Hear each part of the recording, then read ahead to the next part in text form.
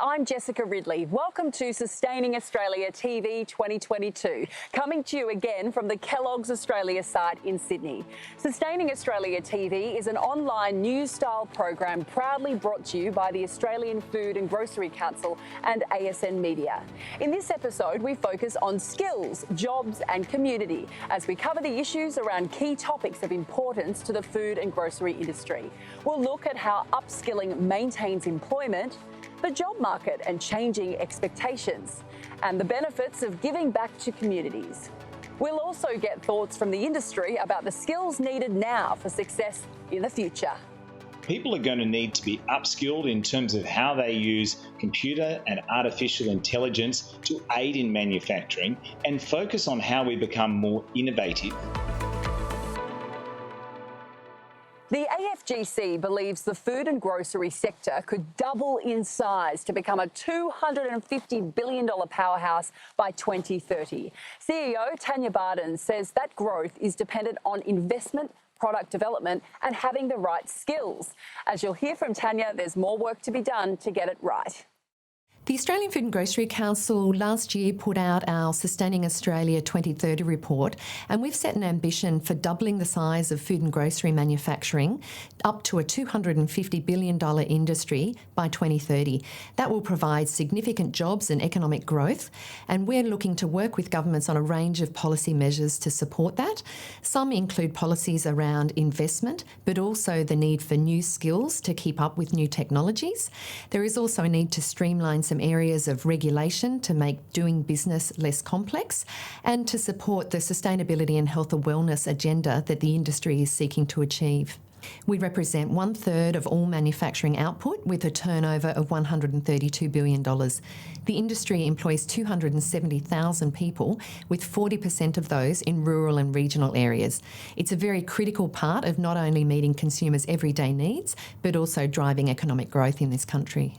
In the past, there hasn't been a focus from governments on the importance of manufacturing in this country. It's very pleasing through the modern manufacturing strategy that governments have recognised that sovereign capability of manufacturing is important, not only in resilience and meeting the need for producing products here, but also through a diverse economy.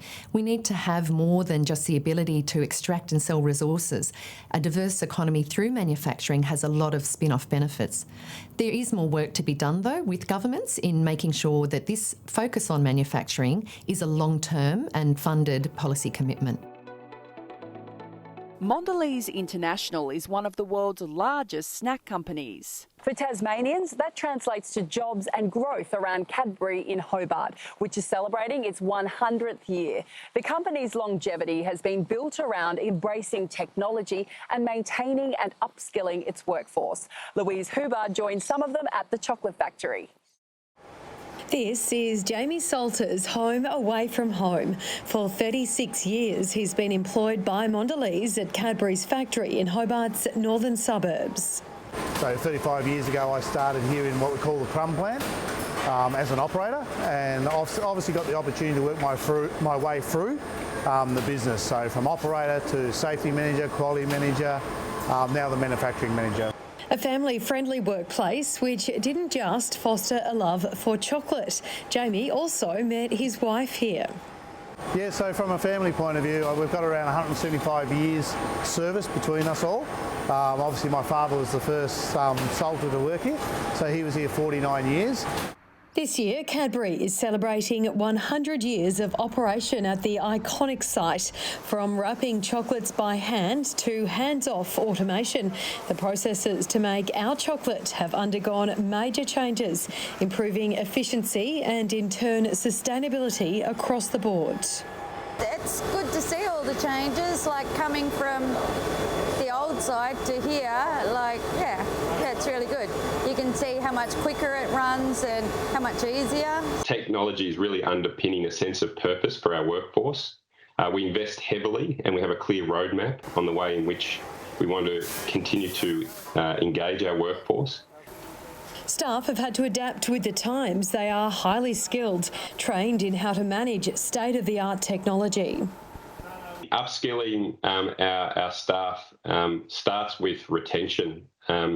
we have a fantastic team and we're performing exceptionally well, and that starts with our people. I think that's one of the biggest things about Cadbury's at Claremont is the family tradition, but people being proud about their product.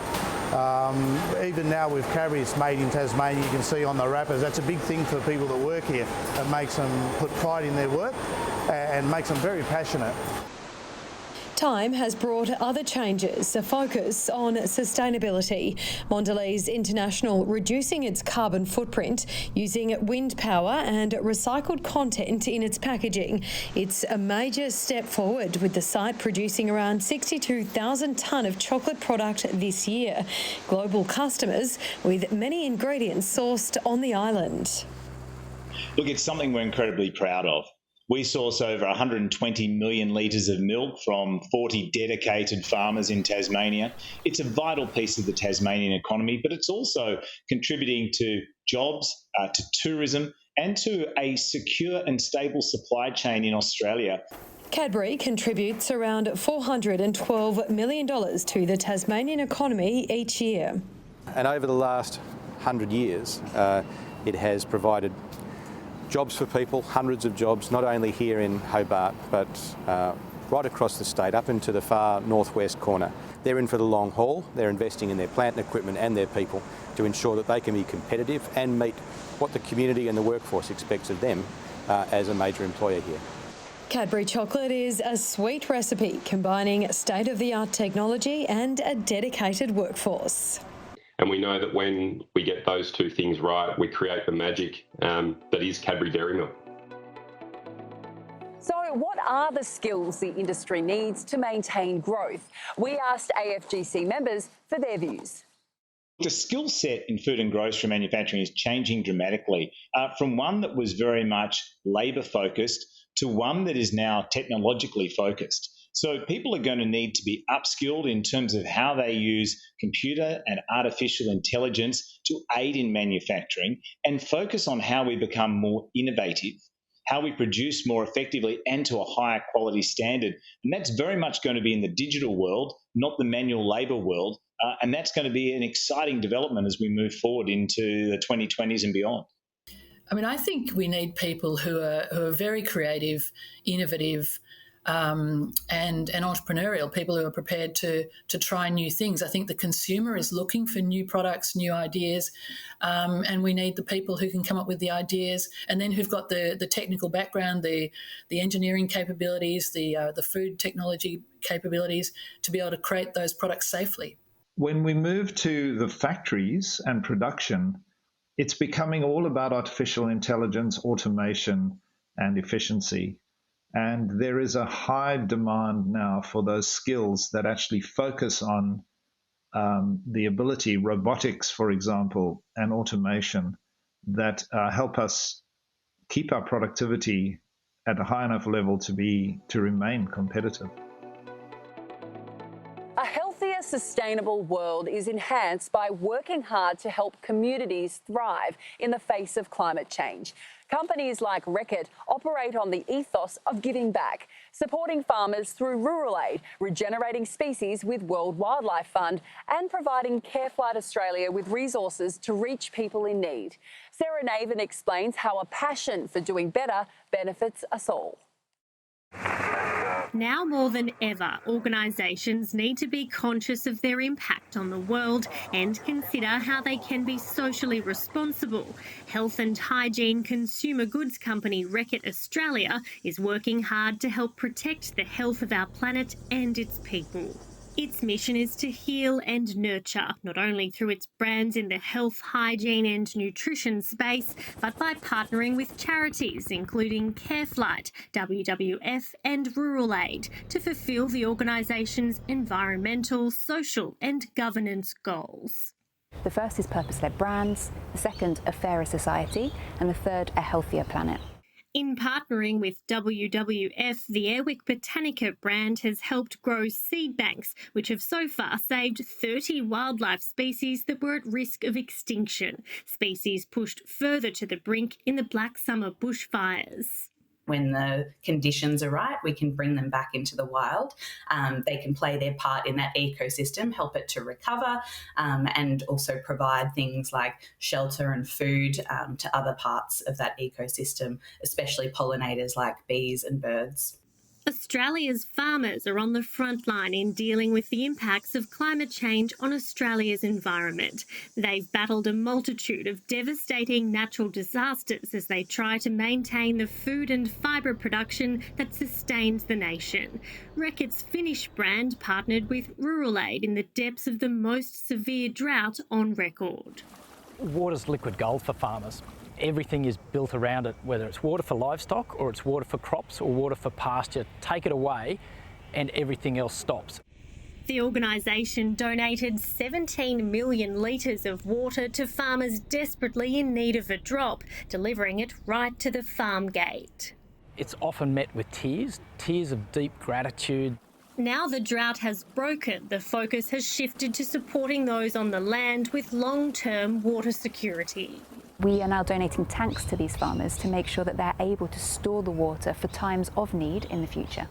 That future is something Reckitt has set ambitious sustainability goals for. By 2030, it's aiming to cut its carbon footprint and the use of virgin plastics in half. We are ensuring that all of our energy consumption is coming from renewable energy sources, and 100% of our product packaging will be recyclable.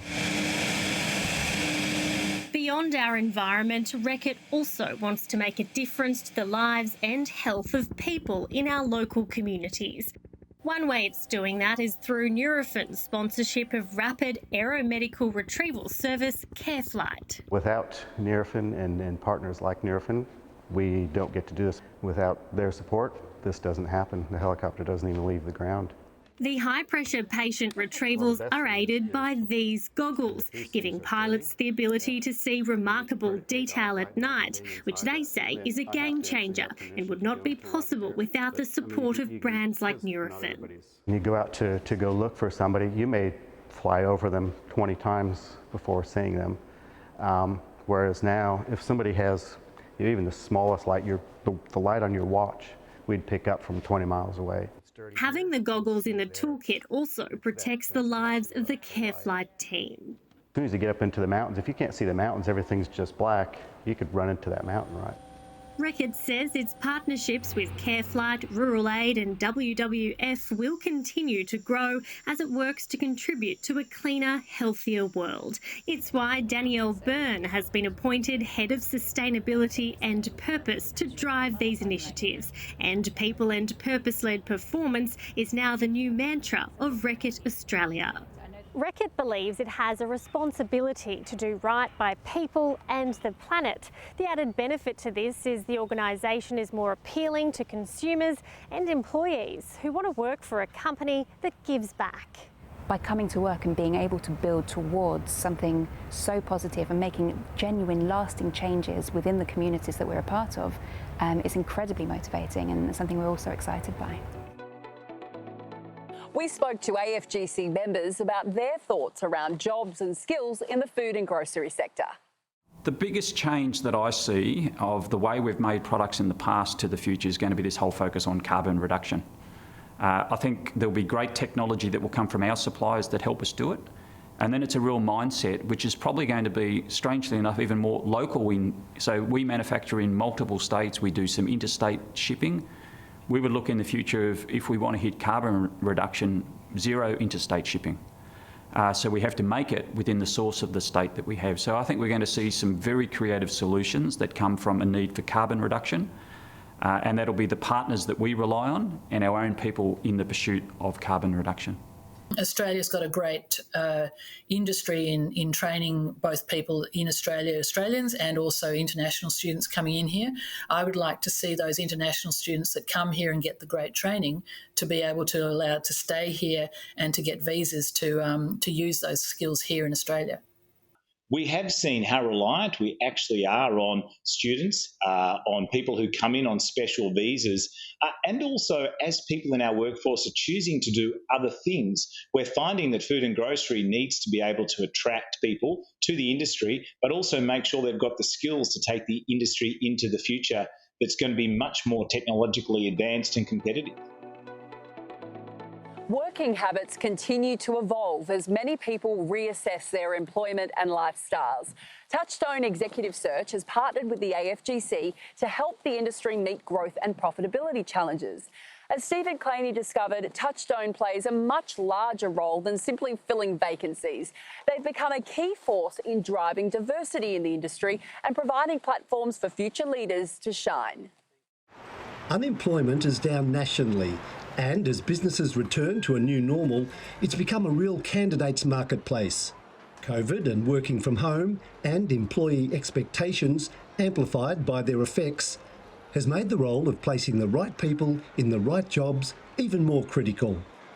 The AFGC has partnered with Touchstone, which specialises in the fast-moving consumer goods area, bringing 20 years' experience to its role.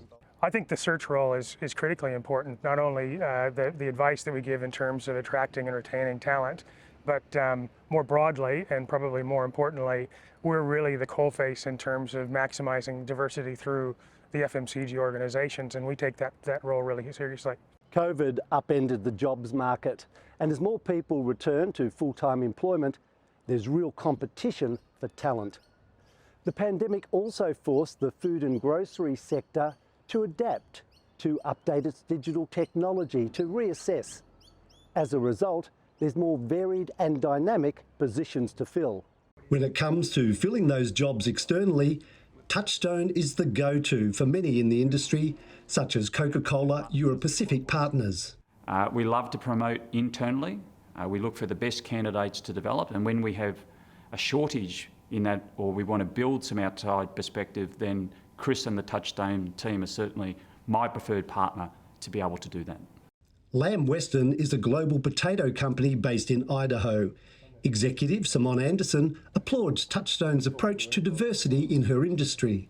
They genuinely provide candidates that are good in their industry from both a female and a male perspective. So when you're seeing candidates, you get to see the best of the female and the best of the male. Having worked through what were once traditionally male functions in food and groceries, Simone says her industry now welcomes and offers opportunities for women. FMCG is a fantastic industry to work in because it's so diverse. And from a female perspective, there are many options within FMCG and supply chain in particular that are roles that females can really excel within. It's not the traditional male industry that it used to be with very traditional male shift patterns. So it's far more applicable for women to work within. It's not only advising on people strategy and helping them not only replace people that they need in terms of roles to fill, but also set up for the future.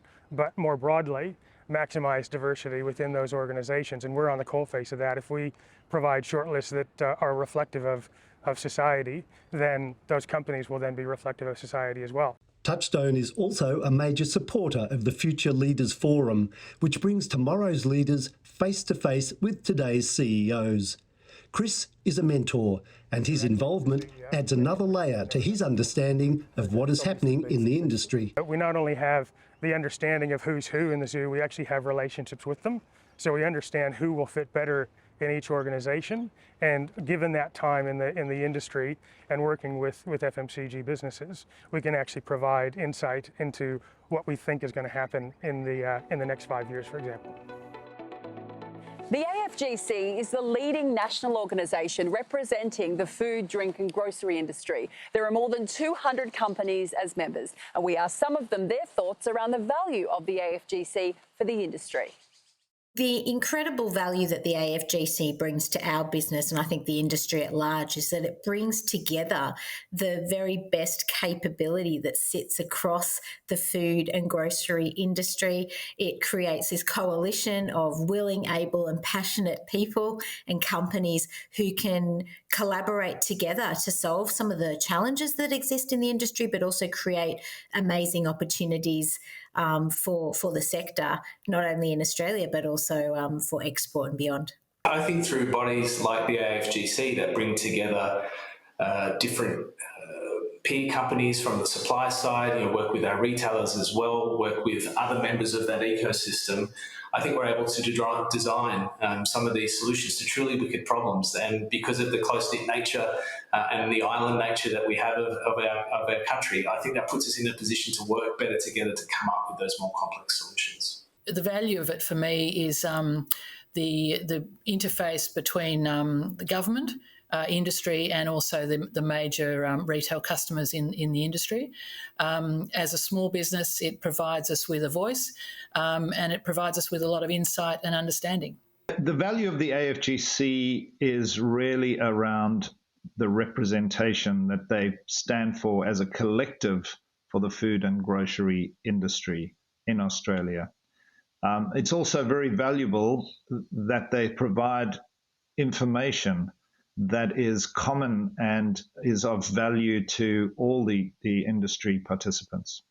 The AFGC provides fantastic opportunities to hear from peer companies, to network with others, and also bring insights and capabilities that we wouldn't normally invest in ourselves. For example, foreign trade, regulatory practice. This provides real value to a company like McCormick. During COVID, the organisation was brilliant. Tanya Barden, I couldn't believe how hard she worked, and the information and the lobbying that she did with the government to have the government clearly understanding the issues of the industry and the results that she then got for the industry was fantastic.